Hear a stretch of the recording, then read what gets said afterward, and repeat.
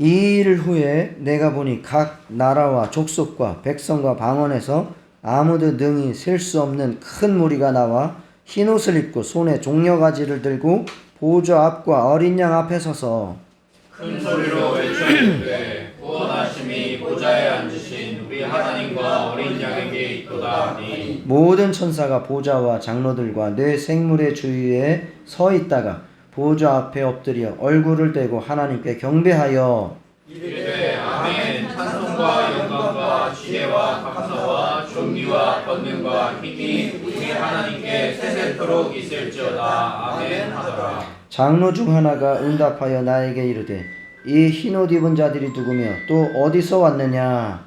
내가 말하기를 내 주여 당신이 아시나이다 하니 그가 나에게 이르되 이는 큰 환란에서 나오는 자들인데 어린 양의 피에 그 옷을 씻어 피게 하였느니라. 그러므로 그들이 하나님의 보좌 앞에 있고 또 그의 성전에서 밤낮 하나님을 섬기매 보좌에 앉으신 이가 그들 위에 장막을 치시리니 그들이 다시는 줄이지도 아니하며 목마르지도 아니하고 해나 아무 뜨거운 기운에 상하지도 아니하리니 이는 보좌 가운데에 계신 어린 양이 그들의 목자가 되사 생명수샘으로 인도하시고 하나님께서 그들의 눈에서 모든 눈물을 씻어주실 것임이라.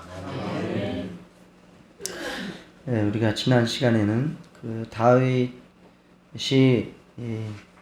법궤를 옮길 때에 어떠한 믿음으로 옮겼는지, 그리고 안치하고 그 다윗의 장막 가운데에서 어떻게 하나님을 정말 충만하게 섬겼는지를 나눴습니다. 그러한 예배는 사실은 천국에서 완성될 것입니다. 우리는 그때까지 그러한 예배를 이 땅에서 드리기 위해서 애쓰면서 또 힘쓰면서 성령으로 살아야 할 사명이 있습니다. 그 다윗은 힘들고 어려운 중에 어렸을 때부터 형들에게 또 부모에게도 버림을 받고 또 사회에서도 반역자 취급을 받기도 하면서 살았지만 그는 오직 하나님이 그의 편이 되시고 그가 하나님의 온전한 예배자가 되어서 정말 양을 치면서도 천상의 예배를 경험을 했고 하나님의 임재 가운데 사는 겁니다. 굉장한 영성의 소유자이죠. 우리는 이 땅에서 그러한 다윗의 예배를 회복해야 합니다. 그리고 다윗의 장막을 회복해야 합니다. 그리고 그러한 삶을 살다가 천국에서 완전한 정말 하나님 홀로 영광 높이 받으시는 예배가 이루어질 것입니다. 우리는 이제 또 내려가면 여기에서의 삶하고는 또 다른 삶이 펼쳐지죠. 일단 온도가 달라져요. 여기는 더운 줄 몰랐어요. 근데 나가면 서울 시내 들어가고 안산 시내 들어가면 갑자기 또 훅훅 찔 겁니다. 영적인 환경도 그와 같이 달라집니다. 또 거친 사람들과 맞닥뜨려야 되고 또 일을 해야 되고 또 공부를 해야 되고 또 여러 가지 영적인 원수들의 역사가 우리를 기다리고 있을 것입니다. 그럴 때에도 우리는 하나님 앞에 다윗의 마음으로 다윗의 장막의 예배를 드릴 수 있어야 합니다. 그러기 위해서는 우리가 기억해야 될 것이 있는데 그것이 첫 번째는 왕은 오직 한 분 예수라는 사실을 우리는 기억해야 됩니다. 우리의 삶과 나라와 세상에서 일어나는 수많은 현상들, 악한 모습들, 그리고 우리가 닥쳐야 되는 문제들이 우리를 낙심하게 합니다. 그러나 이 땅의 통치자는 저들이 아니라 하나님이심을 우리는 기억해야 합니다. 이 요한계시록은 그 당시에 교회를 핍박하고 괴롭혔던 그 당시에 주로 로마의 황제들을 대상으로 해서 쓴 거예요. 그들 핍박 가운데서 어떻게 믿음을 지키고 예배자로 살 것인가였거든요. 그래서 요한이 여기서 말하는 거는요, 요한계시록에서 말하는 거는 이 땅의 통치자는 로마 황제가 아니다는 거예요. 로마 황제가 아니다. 그리고 그 어떤 권세자도 온전한 통치자가 아니다. 그러기 때문에 우리의 영원한 통치자이신 예수님 앞에서 예배하고 예수님을 두려워하고 살아야 한다 라는 것이 요한계시록의 요지이지 않습니까? 그래서 요한계시록 8장 5절에도 보면 천사가 향로를 가지고 제단에 불을 담아다가 땅의 소돔에 우레와 음성과 번개와 지진이 나더라. 요한계시록에 재앙이 많이 나오죠. 그 이유는 뭐겠어요? 재앙이 많이 나오는 이유는 영원한 통치자 왕이신 하나님 앞에서 반역하고 대적하는 자들이 어떻게 되는지를 보여주는 거예요. 계속해서. 그러면 우리는 어떻게 살아야 될 것인가? 하나님 영원한 왕 앞에 예배하면서 살아야지 이 땅의 잠깐의 통치자 앞에 우리가 머리 숙이면서 살면 우리도 그와 같이 심판을 당한다는 거예요. 그게 요한계시록의 내용입니다. 우리는 지금 하나님 앞에서 예배자로 살기로 다짐했는데 또 내려가서 여러 문제들과 상황들 앞에서 또 돈을 예배하고 사람을 예배하고 일을 예배하고 뭐 이렇게 예배자로 살면 우리는 또 잠시 잠깐의 은혜 받은 것으로 끝나는 것이고, 세상에 내려가셔도 정말 하나님께서 온전한 왕이시고 이 세상에서 왕노릇하던 모든 것들은 다 심판받을 줄 믿고 담대하게 믿음으로 예배자로 살아가시기를 축원합니다. 요한은 보좌에서 번개와 우레와 소리가 쏟아지면서 사탄이 심판받는 것을 보았습니다. 보좌에서 쏟아지는 심판으로 이 땅의 악의 세력들과 시스템이 박살나는 것을 보았습니다. 우리는 이 종말을 깨닫는 지혜가 우리 모두에게 있기를 바랍니다. 우리는 하나님 예배하기를 지속하며 그분의 통치 속에 예배자로 살기를 다짐하고 기도해야 합니다. 최후 승리는 하나님을 예배하는 자들의 것입니다. 다 같이 옆에 사람하고 악수하겠습니다. 최후 승리는 하나님을 예배하는 자들의 것입니다. 최후 승리는 하나님을 예배하는 자들의 것입니다. 예. 그리고 또 한 가지를 기억해야 될 것은 천국에서의 예배, 밤낮 하나님을 섬기는 것 똑같습니다. 요한계시록 4장 8절에 이와 같이 말씀합니다. 네 생물은 각각 6날개를 가졌고 그 안과 주위에는 눈들이 가득하더라.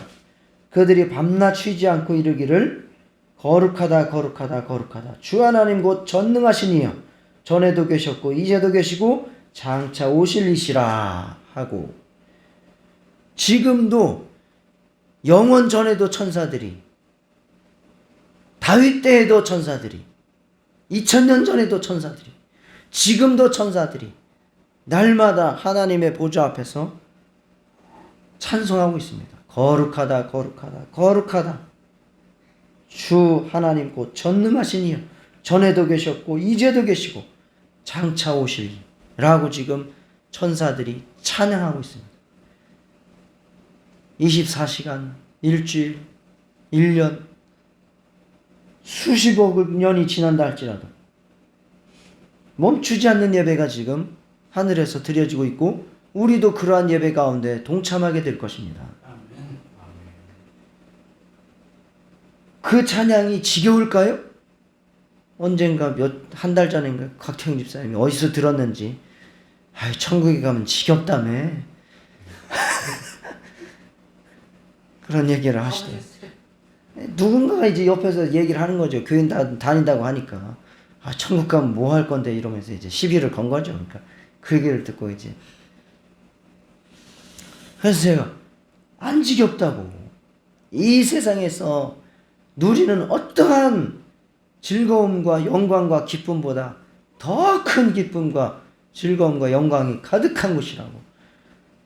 이게 영으로 느끼는 것은 다르거든요. 밤에 악몽 꿀 때 그 악몽이 얼마나 우리를 두렵게 합니까? 그것처럼 감각이, 육체의 감각은 한 번 꼬집으면 그 다음에 꼬집고 그 다음에 꼬집으면 굳은 살백에서 안 아프잖아요. 영은 다르다니까요. 영은 그 감각이 날마다 새로워요. 날마다. 그래서 하나님의 영광을 체험하고 그 기쁨이 날마다 새로워요. 하나님의 뜻에 위배만 되지 않는다면 세상에서 여러분들이 취미생활하는 거 얼마든지 천국에서도 동일하게 이루어질 수 있습니다. 그렇게 성경학자들이 주장합니다. 그런 책들도 많이 있어요. 자기가 정말 믿음으로 이 세상에서 취미생활을 그림을 그리고 있었는데 천국에 갔더니 그 그림판이 거기도 있더라는 거죠. 거기서도 그릴 수 있게. 하나님의 영광을 위해서. 그래서 이제 축구를 좋아하는 목사들은 그런 게 논제예요. 천국에서도 축구를 할 수 있을까요? 난 단단히 말합니다. 할 수 있다고. 싸우지만 말고 하면 된다고.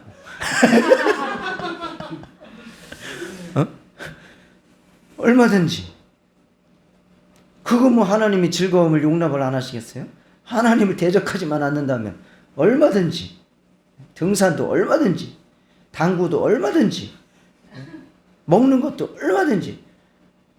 천국에는 나무가 있어서 사시사철 그 나무에서 열매가 열리고 잎사귀만 따먹어도 병이 안 걸리고, 그 얼마나 하나님께서 우리를 생각해 주시는 표현들 아닙니까? 그런 게 있는데 왜 우리에게 즐거움이 없다고 생각하십니까? 아픔도 없고 눈물도 없고 슬픔도 없다고 했는데 우리의 육체를 얼마나 위해 주시는 말씀들 아닙니까? 근데 왜 즐거움이 없다고 얘기를 하세요? 이 땅에서 된 맛을 못 봐서 그런 얘기를 하는 거지. 더 슬픈 맛을 봐야지 정신을 차리지. 그러니까 천국은 정말 그렇게 찬양과 아름다움과 예배가 가득한 곳이에요. 개인의 삶 가운데서 우리는 하나님과 동행하는 기쁨을 우리도 여기서부터 누리고 살아야 된다 그 말입니다. 24시간. 그래서 바울이 말씀하는 거죠. 데살로니가전서 5장 17절 18절에 항상 기뻐하라, 쉬지 말고 기도하라, 범사에 감사하라. 이것이 그리스도 예수 안에서 너희를 향하신 하나님의 뜻이니라. 하나님의 뜻이라는 거는 굉장히 중요한 말 아닙니까? 하나님의 뜻을 아무데나 갖다 붙이지 않잖아요. 이게 하늘에서 드릴 예배를 이 땅에서도 살아야 되니까 이게 하나님의 뜻인 거예요. 그 뭐 옛날에 뭐 깨어있으라고 그랬더니 날마다 깨어있는다고 뭐 성냥가베를 쪼개가지고 눈을 이렇게 끼워놓고 안 자려고 했다는 사람이 있었다는데, 그렇게 깨어있는 게 아니고 항상 기뻐하라, 쉬지 말고 기도하라, 범사에 감사하라. 항상 하나님 앞에서 하나님을 생각하면서 정말 그렇게 살려고 하는 그 마음 자세가 깨어있는 것이죠. 예배 중에, 찬양 중에, 기도 중에, 말씀을 듣는 중에 정말 하나님이 함께 하시는 그러한 여러분의 삶이 되시기를 축원합니다. 하나님의 위로와 능력이 충만히 여러분 삶 가운데 나타날 수 있기를 축복합니다. 하늘의 예배가 정말 우리의 삶 가운데에 나타나기를 바랍니다. 그것이 천국에서만 맛본다고 사모하기도 해야 되지만 이 땅에서도 그것이 성령으로 동일한 천국의 예배가 이루어질 수 있다고 믿고 정말 그러한 믿음으로 예배하고 또 삶을 살아가시기를 축원합니다. 마지막으로 천국의 예배는 열방의 예배입니다. 이게 다윗의 장막의 예배하고 똑같죠. 특징이 열방의 예배입니다. 오늘 우리가 읽은 본문에서 보면 9절 10절에 이 일 후에 내가 보니 각 나라와 족속과 백성과 방언에서 아무도 능히 셀 수 없는 큰 무리가 나와 흰옷을 입고 손에 종려가지를 들고 보좌 앞과 어린 양 앞에 서서 큰 소리로 외쳐 이르되 구원하심이 보좌에 앉으신 우리 하나님과 어린 양께 있도다. 각 나라와 족속과 백성과 방언에서 다 몰려 나오는 예배. 천국에 가면은 진짜 모든 인종 다 모입니다. 거기서 우리가 누구를 차별하고 배제하고 그런 모임이 아닙니다. 어떠한 모습일지는 모르지만 정말 수억 년 전에 죽었던 사람이나 아니면 우리 이후에 수억 년 이후에 태어난 사람이나 뭐 어떤 사람이든 어떠한 형태든 어떠한 지역에 살았든 정말 다 같이 모이는 거예요. 총회죠, 총회. 정말 그곳에서 하나님을 예배하는 그런 놀라운 광경이 이루어질 겁니다. 신천지들 자기네 세력 과시하기 위해서 가끔씩 체육관에서 불러 모아놓고 뭐 10만 명 모형내, 20만 명 모형내 막 이러잖아요. 우리는 천국에서 그것과 비교할 수 없을 만큼의 수십억의 정말 영혼들이 손을 들고 하나님께 찬양하는 그 날이 올 것입니다. 그래서 천상의 예배는 열방의 예배입니다. 모든 민족과 나라가 다 구원받고 하나님 나라에서 동참하는 예배입니다. 우리는 하나님의 임재 속에서 형제자매를 용서하고 사랑할 수 있기를 축원합니다. 그렇게 될 수 있도록 주변에 있는 믿지 않는 가족들, 이 예배에 동참하지 못하는 자들은 안타까운 거예요. 가족들, 친척들, 이웃들, 그들이 예배자로 지금 서지 않으면 천상의 예배에 참여할 수 없다는 거죠. 그래서 그들을 또 이제 예배자로 세울 수 있도록 힘쓰시고 기도하시고 그렇게 노력하실 수 있기를 축원합니다. 우리는 천국에서 하나님의 임재 충만한 영광의 예배를 드릴 것입니다. 천국이 지겨울 거란 생각은 우리의 육체의 착각입니다. 이 세상 어떤 아름다움, 즐거움을 다 합쳐도 하나님의 임재의 영광에 못 미칠 것입니다. 그 영광에 동참할 수 있도록 이 땅에서 다윗의 장막을 회복시키는 예배자로 살아가실 수 있기를 축원합니다. 시편 63편 1절 2절을 같이 읽으시고 한 가지만 더 부탁 말씀드리고 마치겠습니다. 시작. 하나님이여 주는 나의 하나님이시라. 내가 간절히 주를 찾되 물이 없어 마르고 황폐한 땅에서 내 영혼이 주를 갈망하며 내 육체가 주를 악모하나이다. 내가 주의 권능과 영광을 보기 위하여 이와 같이 성수에서 주를 바라보았나이다. 이게 대표적인 다윗이 하나님을 갈망하는 시. 내 영혼이 조금 하나님과 멀어지려고 할 때에 이 시를 시편 63편 1절 2절을 꼭 읽으시면서 하나님을 사모하고 예배하는 마음을 회복하시면서 살아가실 수 있기를 축복합니다. 아멘. 오늘이 7월의 마지막 날입니다. 저는 정말 우리 성도님들을 사랑하고 또 우리 교회가 잘 하나님을 예배하는 귀한 그러한 공동체로 서기를 원합니다. 그래서 정말 수고하시고 애쓰시는 분들은 그분들대로 제가 정말 더 뭘 해드릴 수 있을까라는 생각을 합니다. 내가 능력이 안 돼서 못하는 것도 있지만 또 할 수 있으면 하고 싶습니다. 그래서 그 중에 하나는 직분을 세워드리는 것입니다.